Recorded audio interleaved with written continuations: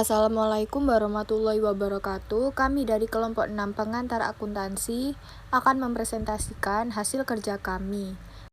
Kelompok kami beranggotakan 1. Nindi Aulia Firdiana, NPM 048, 2. Salsa Biladiar Kirani, NPM 050, 3. Dita Meliasari, NPM 053, 4. Muhammad Rifki Hairullah, NPM 205, 5. Huda Ernando Novanto, NPM 391.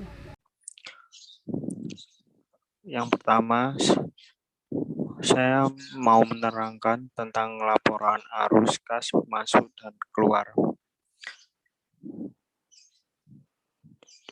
Di Excel ini, saya membabarkan laporan arus kas dari PT ABC periode berakhir 31 Desember 2020.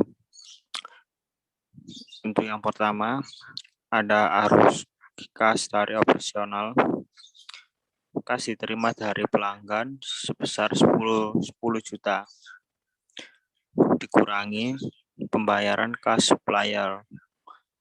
Untuk pembayaran kas supplier itu seperti pemasok sebesar 5 juta. Pembayaran kas beban operasional sebesar 1.250.000. Terus pembayaran kas beban pajak penghasilan sebesar 500.000. Jadi jumlah arus kas dari aktivitas operasional sebesar 3.250.000. Dari mana mendapatkan 3.250.000? Itu dari 10 juta dikurangi sebesar 5 juta rupiah, 1.250.000 dan 500.000. Lalu yang B, arus kas dari aktivitas investasi.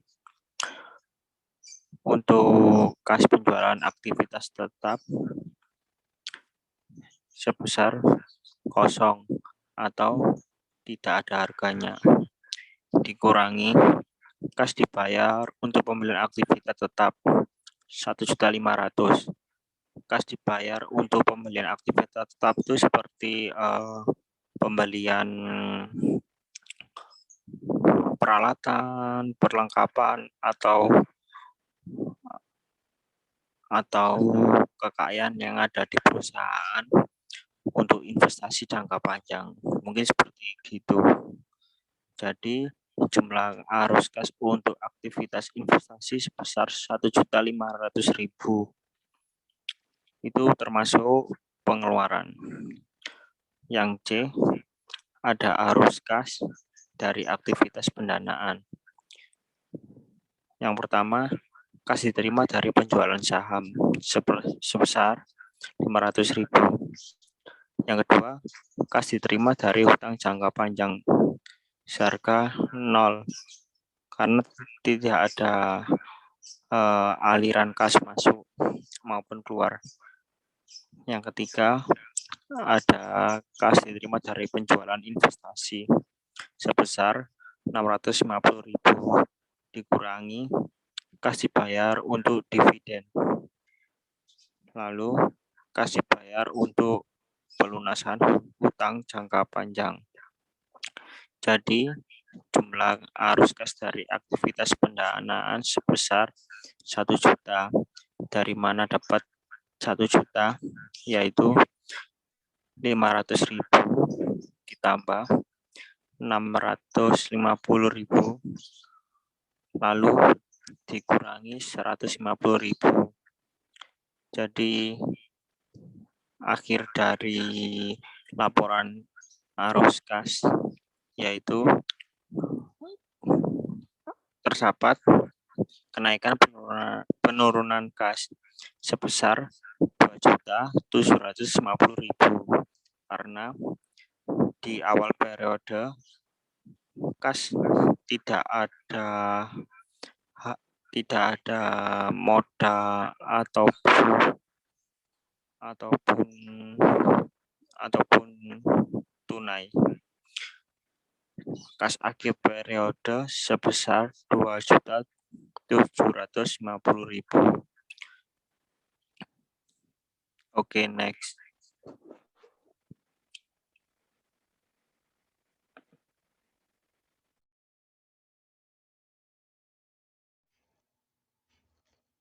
Selanjutnya yaitu laporan kartu persediaan PT HBJ. PT HBJ sebuah perusahaan pemasok alat-alat konstruksi menggunakan metode FIFO untuk kartu persediaan. Pertanyaannya yaitu hitunglah nilai persediaan akhir sistem perpetual dengan metode FIFO. Dan pertanyaan yang kedua, hitunglah laba kotor dan harga pokok penjualannya. Untuk jawaban dari pertanyaan nomor 1 sesuai dengan transaksi yang tertera. Transaksi yang pertama pada tanggal 1 Oktober diketahui persediaan awal 500 unit dengan harga 5.000. Maka dimasukkan di kolom saldo persediaan sebesar 500 dengan biaya per unit 5.000 dengan total biayanya sebesar 2.500.000. Dan transaksi yang berikutnya pada tanggal 5 Oktober terjadi pembelian 400 unit dengan harga 5.500. Maka dimasukkan di kolom pembelian sebesar 400 dengan biaya per unit 5.500. Setelah itu dikalikan, maka total biayanya sebesar 2.200.000. Dan untuk kolom saldo persediaannya sendiri, barang pertama sebesar 500 dengan biaya per unit 5.000 dengan total biayanya sebesar 2.500. Dan di bawahnya barang kedua sebesar 400 dengan biaya per unit 5.500 dengan total biayanya sebesar 2.200.000. Dan transaksi yang berikutnya pada tanggal 8 Oktober terjadi penjualan 200 unit dengan harga 7.500. Maka dimasukkan di kolom harga pokok penjualan sebesar 200 dengan biaya per unit 5.000 sesuai dengan harga perolehan barang pertama. Setelah itu dikalikan, maka total biayanya sebesar 1 juta. Dan untuk kolom saldo persediaannya sendiri, barang pertama berkurang dari sisi jumlahnya sebesar 200, maka menjadi sebesar 300 dengan biaya per unit 5.000 dengan total biayanya sebesar 1.500.000. Dan untuk barang kedua tetap nilainya sebesar 400 dengan biaya per unit 5.500 dengan total biayanya sebesar 2.200.000. Transaksi yang berikutnya pada tanggal 10 Oktober terjadi retur penjualan atas transaksi tanggal 8 Oktober sebanyak 100 unit. Maka dimasukkan di kolom pembelian sebesar 100 dengan biaya per unit 5.000 sesuai dengan harga perolehan barang pertama. Setelah itu dikalikan, maka total biayanya sebesar 500.000. Dan untuk kolom saldo persediaannya sendiri, barang pertama bertambah dari sisi jumlahnya sebesar 100, maka barang pertama menjadi sebesar 400 dengan biaya 5.000 dengan total biayanya sebesar 2 juta. Dan untuk barang kedua sebesar 400 dengan biaya per unit 5.500 dengan total biayanya sebesar 2.200.000. Dan untuk transaksi yang berikutnya pada tanggal 16 Oktober terjadi pembelian 300 unit dengan harga 5.000. Maka dimasukkan di kolom pembelian sebesar 300 dengan biaya per unit 5.000. Setelah itu dikalikan maka total biayanya sebesar 1.500.000. Dan untuk kolom saldo persediaannya sendiri, yang paling atas ada barang pertama sebesar 400 dengan biaya per unit 5.000 dengan total biayanya sebesar 2 juta. Dan yang di tengah ada barang kedua sebesar 400 dengan biaya per unit 5.500 dengan total biayanya sebesar 2.200.000. Dan untuk barang yang paling bawah atau barang yang ketiga sebesar 300 dengan biaya per unit 5.000 dengan total biayanya sebesar 1.500.000. Untuk transaksi yang berikutnya pada tanggal 17 Oktober terjadi retur pembelian atas transaksi tanggal 16 Oktober sebanyak 200 unit.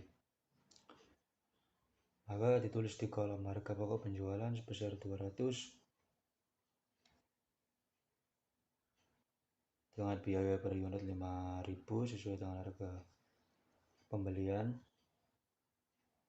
Setelah itu dikalikan dengan total biayanya sebesar 1 juta. Dan untuk kolom saldo persediaannya,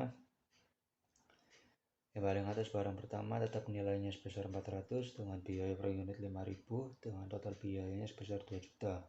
Dan yang di tengah ada barang kedua tetap nilainya juga sebesar 400 dengan biaya per unit 5.500 dengan total biayanya sebesar 2.200.000. Dan untuk yang paling bawah atau barang yang paling akhir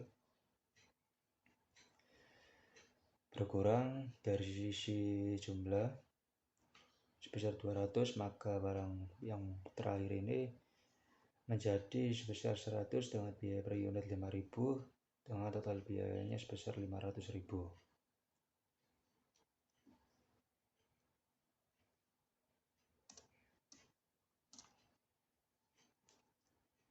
Dan transaksi yang berikutnya pada tanggal 28 Oktober terjadi penjualan sebesar 100 unit dengan harga 8.000. Maka ditulis di kolom harga pokok penjualan sebesar 100 dengan biaya per unit 5.000 sesuai dengan harga perolehan barang pertama. Setelah itu dikalikan, maka total biayanya sebesar 500.000. Dan untuk kolom saldo persediaannya sendiri, barang pertama berkurang dari sisi jumlah sebesar 100, maka barang pertama menjadi sebesar 300 dengan biaya per unit 5.000 dengan total biayanya sebesar 1.500.000.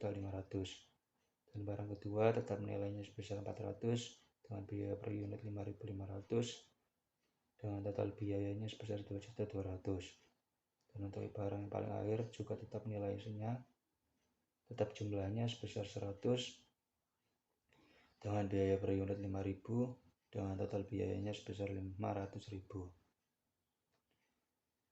Dan untuk transaksi yang berikutnya atau yang paling terakhir pada tanggal 30 Oktober terjadi penjualan sebesar 200 unit dengan harga 7.000. Maka dimasukkan di kolom harga pokok penjualan sebesar 200 dengan biaya per unit 5.000. Setelah itu dikali, maka total biayanya sebesar 1 juta. Dan untuk kolom saldo persediaannya, barang pertama dari sisi jumlah berkurang sebesar 200, maka barang pertama menjadi sebesar 100 dengan biaya per unit 5.000 dengan total biayanya sebesar 500.000. Barang kedua tetap nilainya sebesar 400 dengan biaya per unit 5.500 dengan total biayanya 2.200.000. Dan untuk barang yang paling akhir juga tetap sama, jumlahnya sebesar 100 dengan biaya per unit 5.000 dengan total biayanya 500.000. Untuk total dari kolom pembelian dari sisi jumlahnya sebesar 800, dari sisi total biayanya 4.200.000. Dan untuk kolom harga pokok penjualan dari sisi jumlahnya 700, dari sisi total biayanya sebesar 3.500.000. Dan untuk kolom saldo persediaan dari sisi jumlah 600, dari sisi total biaya sebesar 3.200.000. Dan untuk jawaban dari pertanyaan nomor 2 itu laba kotor dan harga pokok penjualannya. Untuk harga pokok penjualan dapat kita ketahui dari persediaan awal yang sudah kita ketahui 2.500.000 ditambah oleh pembelian sebesar 4.200.000 yang didapatkan dari kolom harga dari kolom pembelian.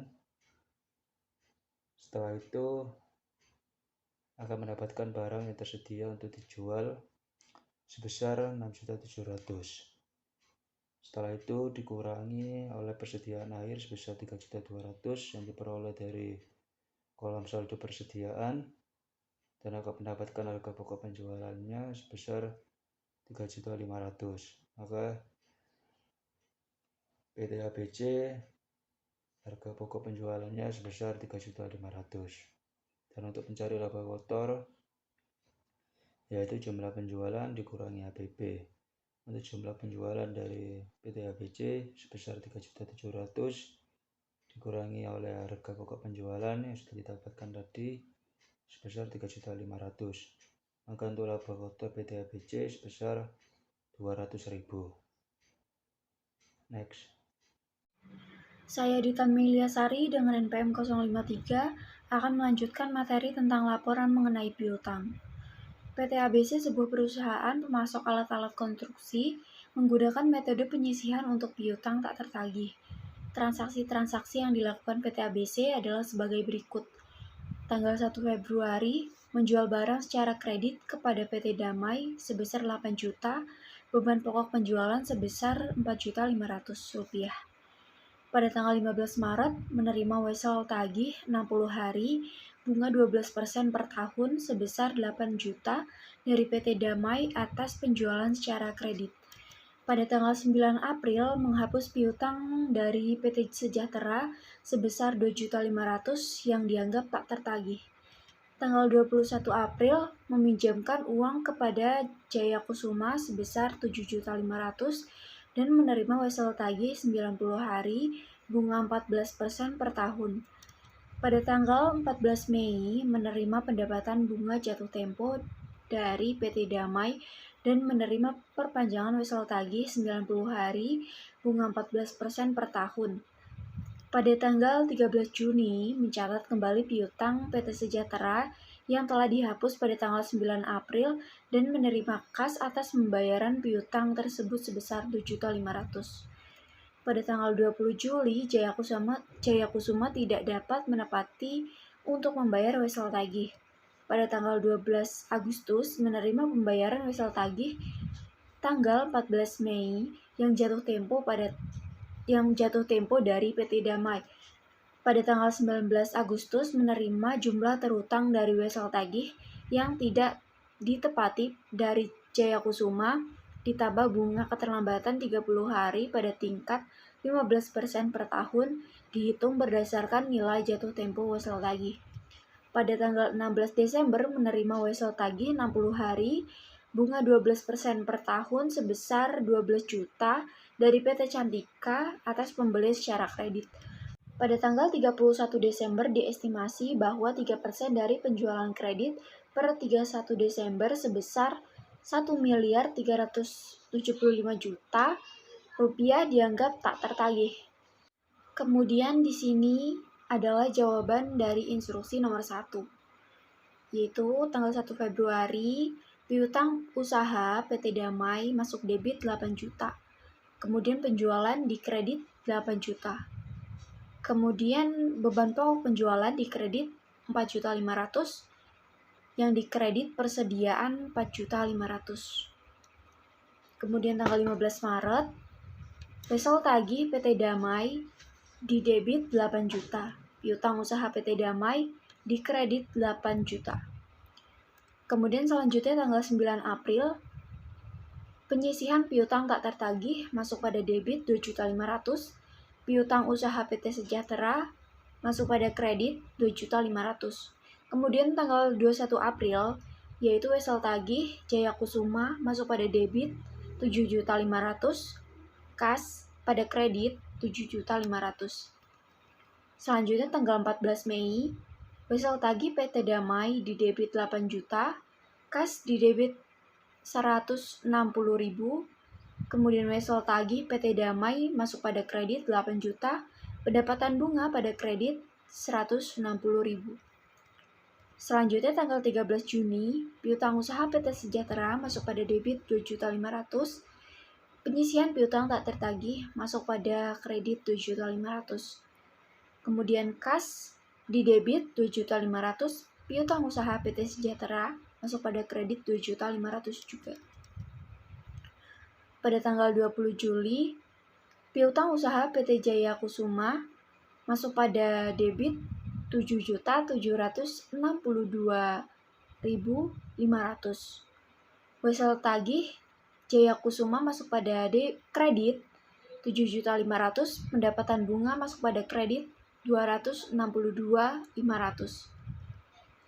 Kemudian selanjutnya pada tanggal 12 Agustus, kas masuk pada debit 8.280.000, wesel tagih PT Damai 8 juta di kredit, pendapatan bunga masuk pada kredit 2.800.000. Kemudian selanjutnya tanggal 19 Agustus, kas masuk pada debit 7.859.530. Piutang usaha Jaya Kusuma masuk pada kredit 7.762.500. Pendapatan bunga yaitu 97.030.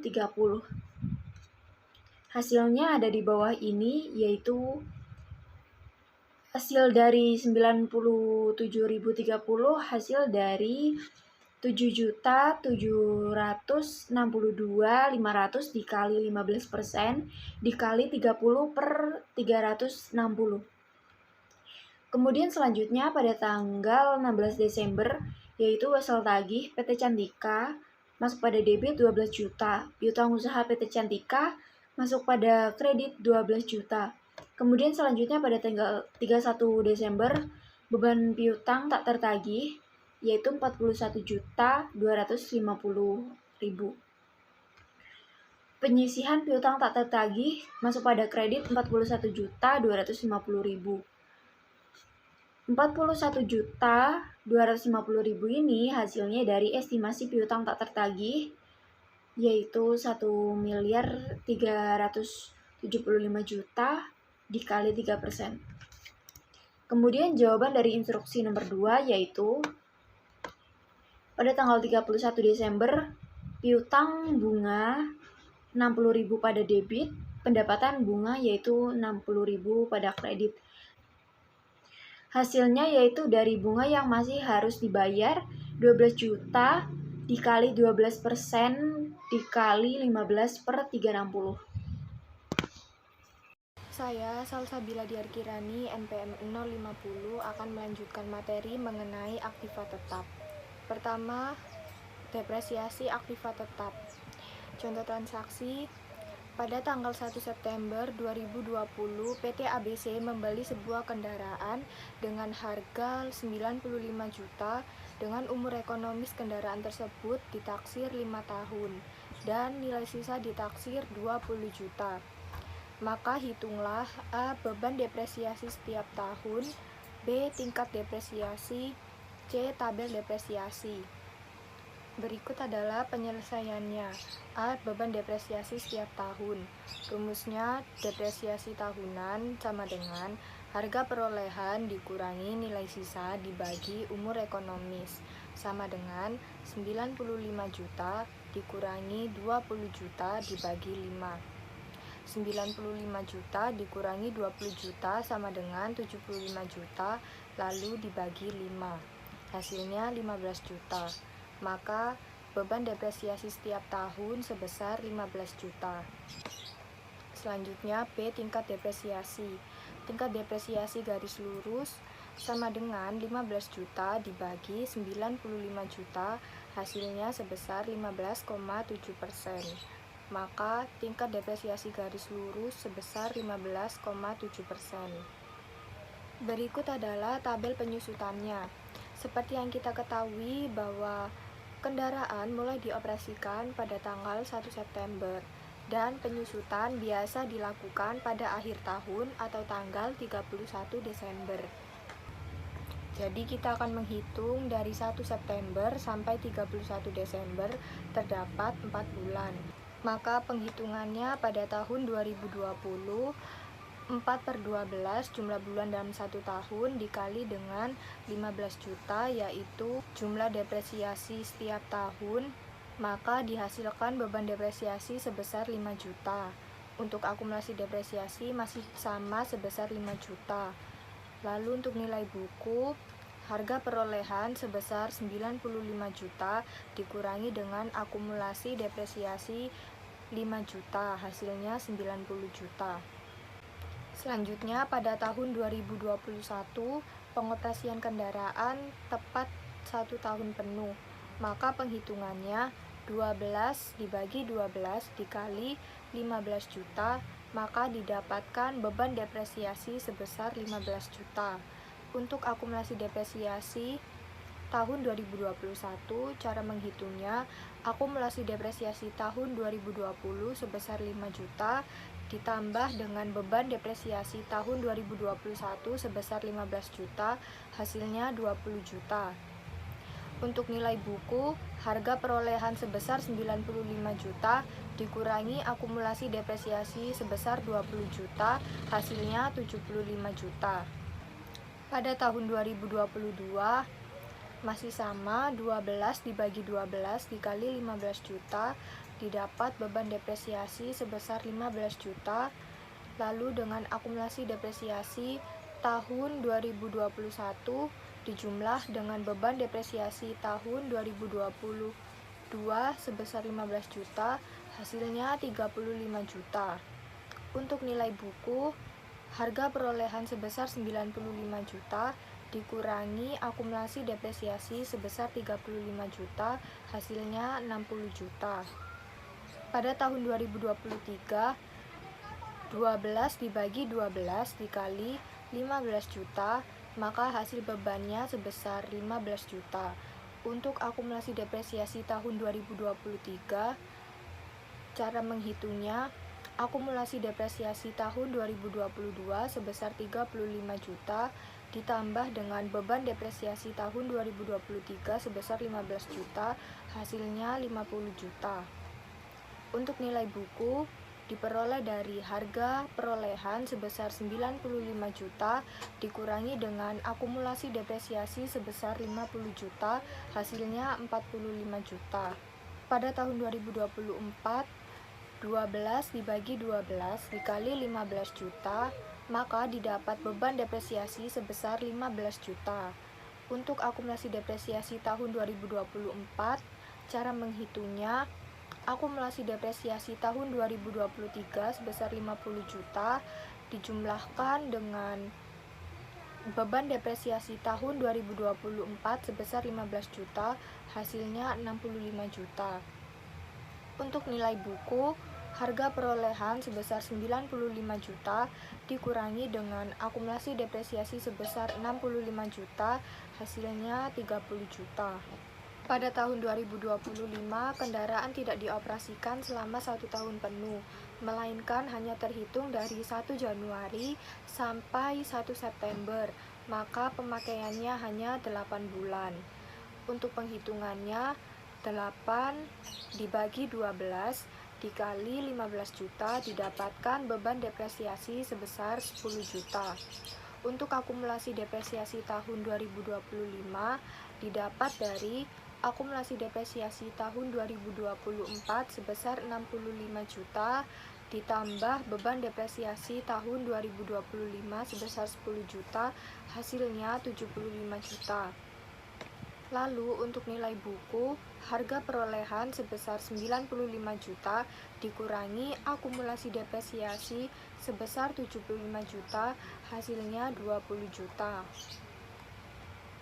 Lalu untuk jurnal penyesuaiannya, pada tanggal 31 Desember tahun 2021 hingga 31 Desember 2024, beban depresiasi kendaraan didebit sebesar 15 juta, lalu akumulasi depresiasi kendaraan dikredit sebesar 15 juta.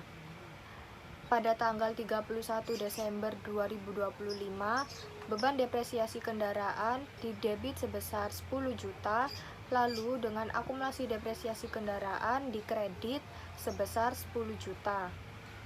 Selanjutnya mengenai pertukaran aset tetap serupa.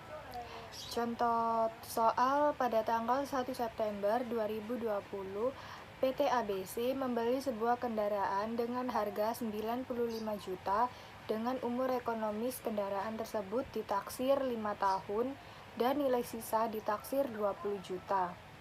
Kemudian pada tanggal 31 Oktober 2025, PT ABC melakukan tukar tambah untuk kendaraan seharga 100 juta dan kendaraan milik PT ABC dihargai sebesar 85 juta sehingga PT ABC harus membayar 15 juta kembali secara tunai.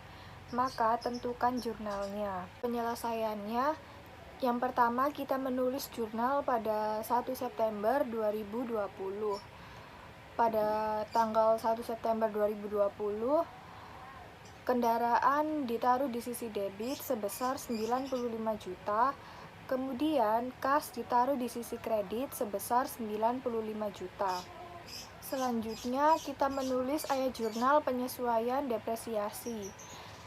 Seperti yang kita tahu bahwa tanggal 31 Desember 2020, depresiasi 4 dibagi 12, jumlah bulan dalam 1 tahun dikali dengan 15 juta, yaitu jumlah depresiasi per tahunnya. Kemudian untuk keterangan diisi beban depresiasi kendaraan di sisi debit sebesar 5 juta dan akumulasi depresiasi di sisi kredit sebesar 5 juta. Selanjutnya, pada tanggal 31 Desember tahun 2021 sampai 2024, karena kendaraan dipakai 1 tahun penuh, maka ditulis 12 dibagi 12 dikali 15 juta, besar depresiasi per tahunnya. Kemudian untuk keterangan diisi beban depresiasi kendaraan ditaruh di sisi kredit sebesar 15 juta. Untuk akumulasi depresiasi ditaruh di sisi kredit sebesar 15 juta.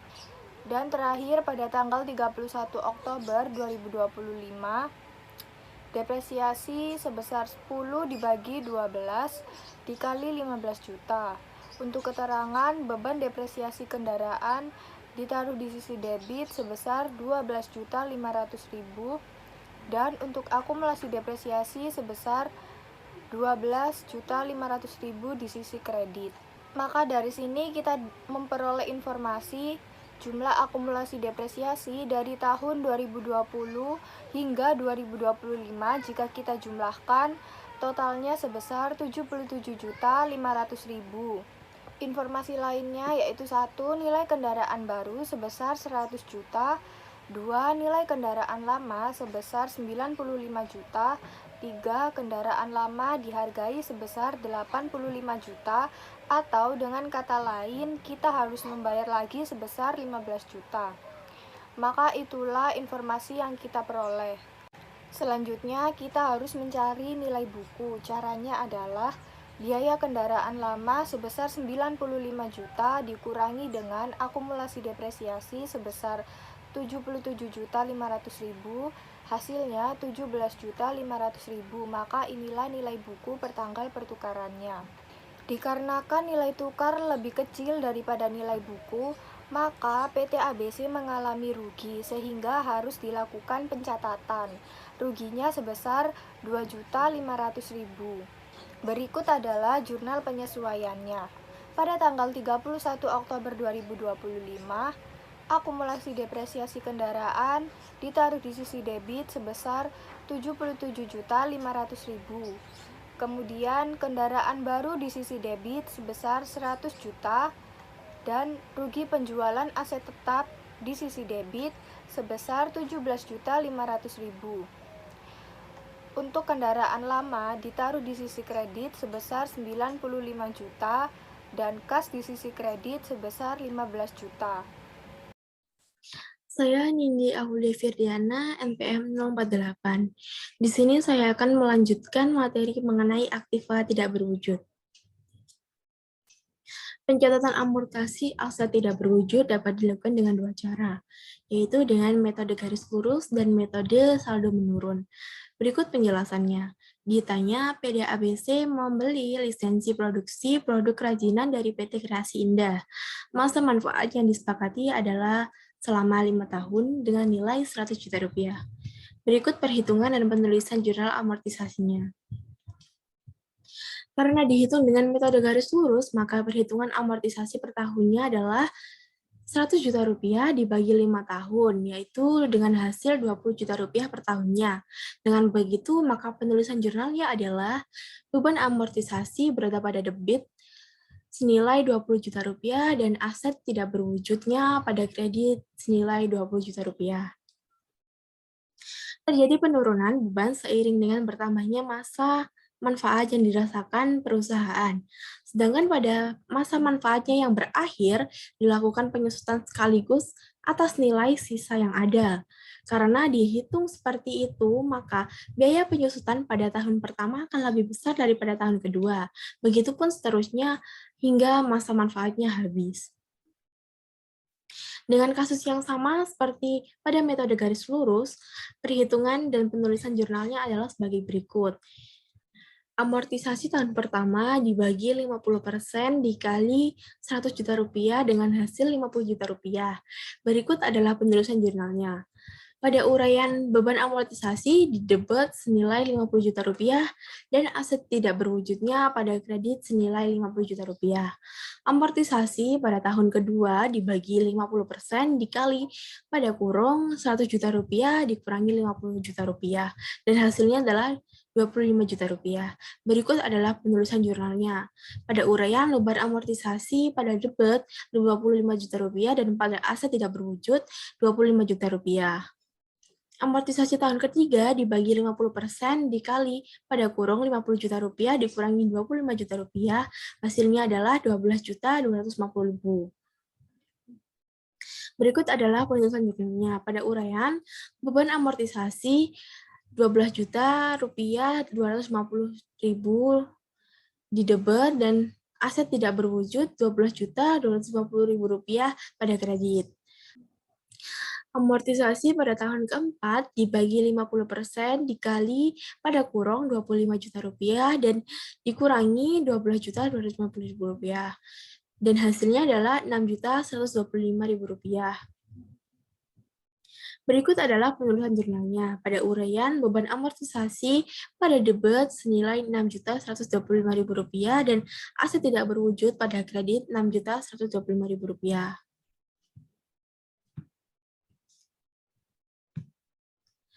Dan untuk yang terakhir, pada tahun kelima, sisa nilai aktiva adalah 6.125.000 rupiah.